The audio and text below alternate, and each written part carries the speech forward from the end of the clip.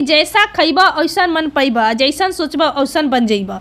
यानी वही इनका कहना है जो स्वामी विवेकानंद को कहते हैं कि भारत को जानना है तो स्वामी विवेकानंद को जानिए। सुभाष चंद्र बोस दोस्तों, हम विवेकानंद को राष्ट्रीय आंदोलन का एवरीवन, राधा कुमारी आप सभी के अनुज जर्नल स्टडी में स्वागत करती हूँ।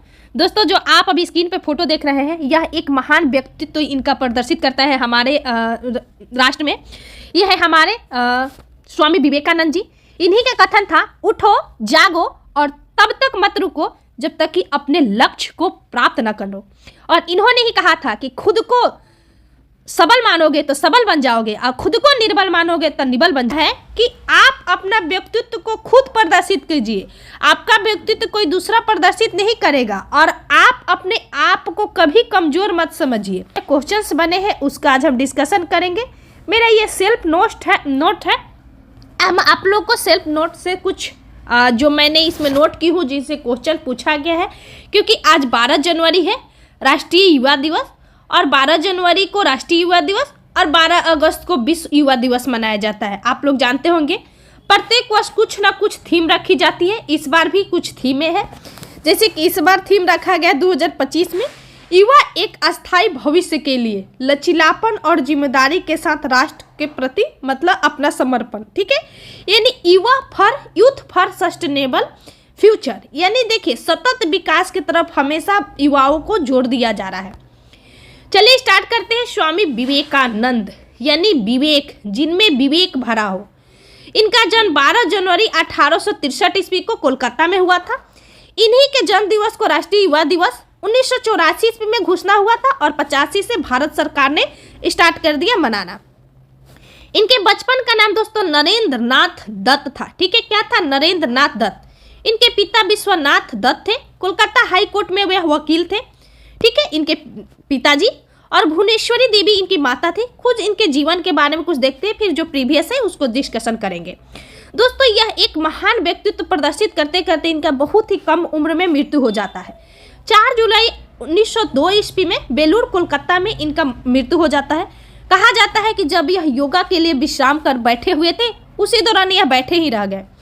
और जब इनका पोस्टमार्टम हुआ बॉडी का, तो उसमें निकला कि इनके जो माइंड का एक नस था वह टूट गया है। ठीक है, तो याद रखिएगा कि 1902 में इनकी मृत्यु हो जाती है और जन्म आपने अभी जस्ट 1863 देखा था, यानी इतनी कम, मात्र 39 वर्ष की उम्र में।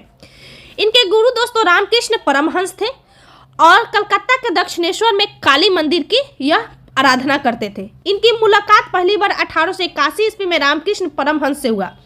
जब इनकी मुलाकात, एक रोचक कथन है कि जब इनकी मुलाकात रामकृष्ण परमहंस से होता है, तब यह कहते हैं, इनसे पूछते हैं, क्या आपने भगवान को देखा है? तब इनको यह जवाब देते हैं कि हाँ, भगवान सबके अंदर विराजमान है, आपके अंदर भी भगवान विराजमान है। मतलब इनके जो बातें थी उनसे यह बहुत प्रभावित हुए और फिर इन्होंने भगवान के तरफ अग्रसर हुए। इनकी माता बहुत ही बड़ी पूजा करती थी, शंकर जी की, काली जी की पूजा इनकी माता जो भुवनेश्वरी देवी थी।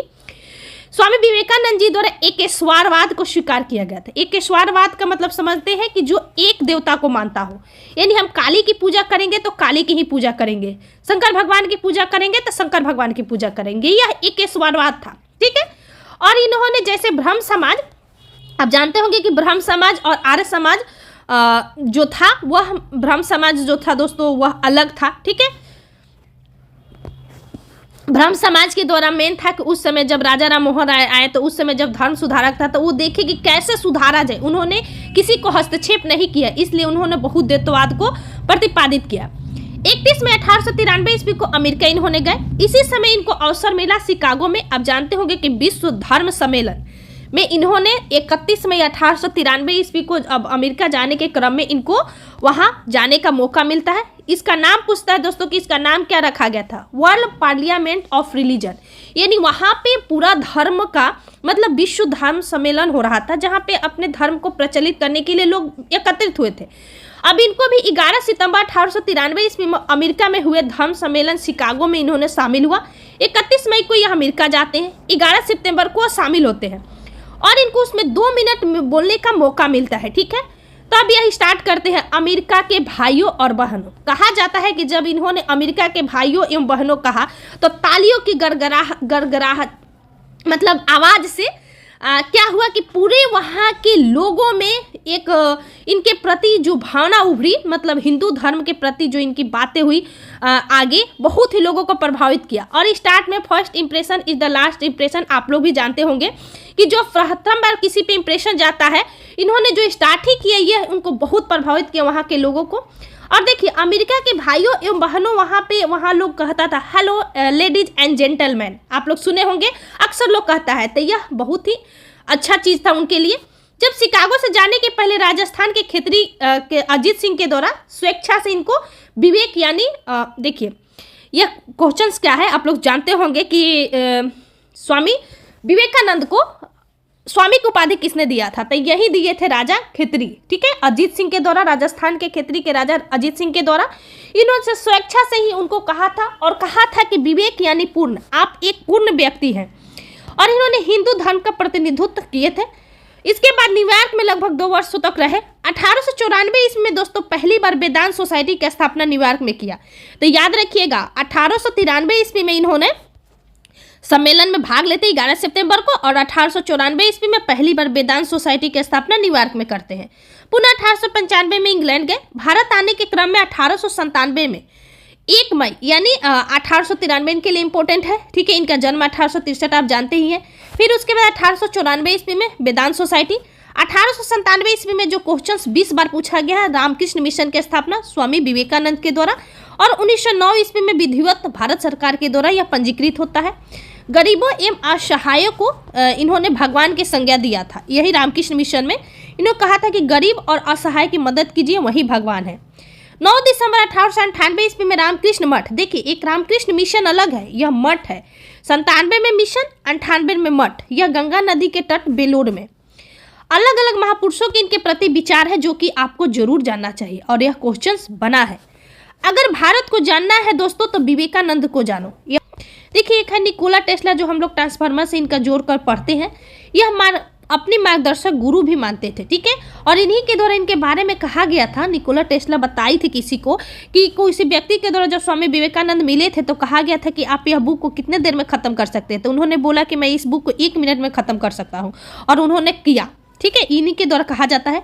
सिस्टर निवेदिता दोस्तों मस्ट इंपॉर्टेंट, प्लीज इसको याद कीजिएगा। ब्रिटिश साम्राज्य की पूरी तरह से सर चुकी है, हर समय से भ्रष्ट एवं अत्याचारी व हीन है। यह विवेकानंद की शिष्या थी और इन्होंने ब्रिटिश साम्राज्य के बारे में टिप्पणी किया था, सिस्टर निवेदिता, ठीक है। 1899 ईस्वी में पुनः यह यूरोप गए और 1900 में पेरिस में विश्व धर्म सम्मेलन में प्रतिनिधित्व किया, यानी पहला दोस्तों 1893 में और दूसरा 1900 में, फिर बाद में तो इनके 1902 में मृत्यु हो जाती है। रामकृष्ण परमहंस इनके जो गुरु थे, इनका मूल नाम था गदाधर चट्टोपाध्याय। गदाधर चट्टोपाध्याय, इनका जन्म कुमारपुकुर गांव हुगली जिला में हुआ था। पत्नी दोस्तों सरदामणि मुखोपाध्याय। स्वामी विवेकानंद वेदांत एवं कर्म का सिद्धांत थे, इन्होंने वेद और कर्म के सिद्धांत को बल दिया था। और यह याद रखिएगा स्वामी विवेकानंद की एक बातें, हमारे धर्म रसोई घर में है, हमारे भगवान खाना बनाने के बर्तनों में है, आज हिंदू धर्म मत और छुआछूत बन गई है। यानी इन्होंने एक बहुत अच्छी टिप्पणी कही थी, यह आपको लुसेंट ऑब्जेक्टिव में भी मिलेगा क्वेश्चन। चलिए हम अब क्वेश्चन से स्टार्ट करते हैं, ठीक है। 19वीं शताब्दी के उत्तरार्ध में नव हिंदुत्ववाद यानी न्यू हिंदुज्म के सर्वश्रेष्ठ प्रतिनिधि कौन थे, तो यही स्वामी विवेकानंद, ठीक है। क्वेश्चंस बहुत इंपॉर्टेंट है। 19वीं शताब्दी है दोस्तों, यानी 1863 से 1902 में थे ही। 1893 वर्ल्ड पार्लियामेंट ऑफ रिलीजन यानी विश्व धर्म संसद में इन्होंने भाग लिया था। विवेकानंद ने शिकागो में आयोजित पार्लियामेंट वर्ल्ड रिलीजन्स में भाग लिया था 1893 में। स्वामी विवेकानंद ने शिकागो में आयोजित विश्व धर्म सम्मेलन में अपना भाषण कब दिया था, तो 1893, जो कि ऑप्शंस में नहीं है, ठीक है, और इसको हटा दिया गया था मध्य प्रदेश के द्वारा। 1893 में शिकागो में आयोजित अंतर्राष्ट्रीय धर्मों की संसद में किसका नाम जुड़ा हुआ है, तो ये स्वामी विवेकानंद थे। किस वर्ष स्वामी विवेकानंद ने विश्व धर्म संसद में भाग लिया, तो ये थे 1893।